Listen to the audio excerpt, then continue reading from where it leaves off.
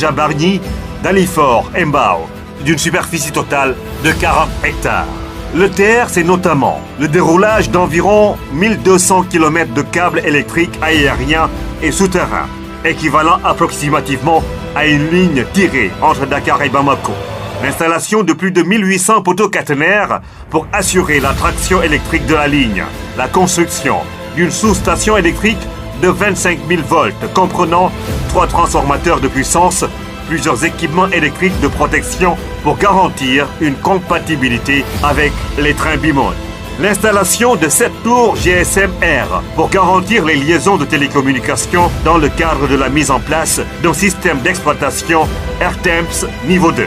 Plus de 1 700 000 m3 de travaux de terrassement nécessitant parfois des déblais de plus de 8 mètres de profondeur pour prendre en charge la problématique des argiles gonflantes.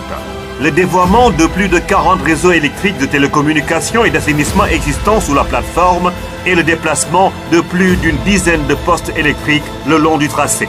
L'installation d'environ 100 km de réseaux d'assainissement, fossés, caniveaux, collecteurs drainants, le long du tracé afin de garantir une gestion des eaux pluviales. L'installation de 2 voies à écartement standard et une voie à écartement métrique comprenant des voies d'évitement, de garage, de dépassement et nécessitant des activités de bourrage, de nivellement des voies et de soudure des rails qui ont mobilisé une flotte de plus de 600 équipements ferroviaires.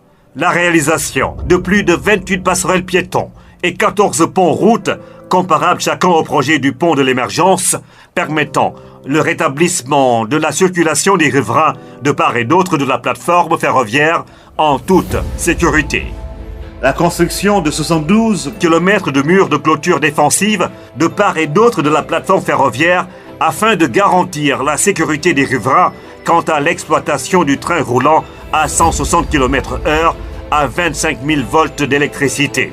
La construction d'un site de maintenance du matériel roulant sur une superficie de 7 hectares qui a nécessité la construction de 7 différents bâtiments pour l'entretien et la maintenance des trains via plusieurs équipements de maintenance lourds comme des ponts roulants, colonnes de levage, tours en fosse, etc. Notamment leur nettoyage via une station de lavage dédiée et la gestion et l'exploitation des trains à distance sans fil depuis le poste de contrôle et de commande PCC. La conception et la fabrication de 15 trains bimodes. L'assemblage final des trains s'est déroulé sur le site de maintenance du matériel roulant de Colobane à Dakar, ainsi que les essais statiques et dynamiques.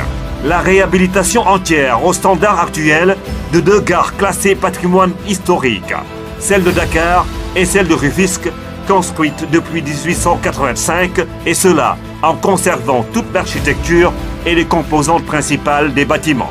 De plus, un bâtiment moderne d'extension et des espaces parking ont été construits pour chacune de ces gares historiques afin de garantir la fluidité du trafic des passagers attendus.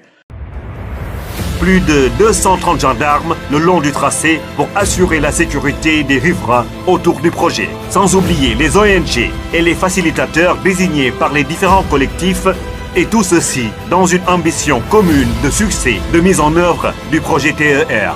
Cette immense réalisation permet ainsi au chef de l'État de tenir sa promesse de fournir au peuple sénégalais une infrastructure ferroviaire de dernière génération, dimensionnée pour un trafic de plus de 300 000 voyageurs jour, soit plus de 2 fois le trafic attendu à la mise en service et pouvant même accueillir un jour des trains type TGV sans aucun besoin d'adaptation. À côté du volet extrêmement technique de ce projet, ce sont des milliers de familles et de places d'affaires impactées qui ont été déplacées et prises en charge dans le plus grand respect de leurs droits et de leurs biens. Le TER sera mis en service et donnera ainsi le coup de sifflet du Sénégal émergent, fier de ses progrès et de son leadership sous-régional. Au Sénégal, on avait un gros problème de mobilité. Et le moyen le plus approprié pour le transport, tenant compte des impératifs d'environnement, restait le moyen ferroviaire, mais un moyen ferroviaire adapté à la fois au volume de passagers, à la rapidité et surtout à l'environnement.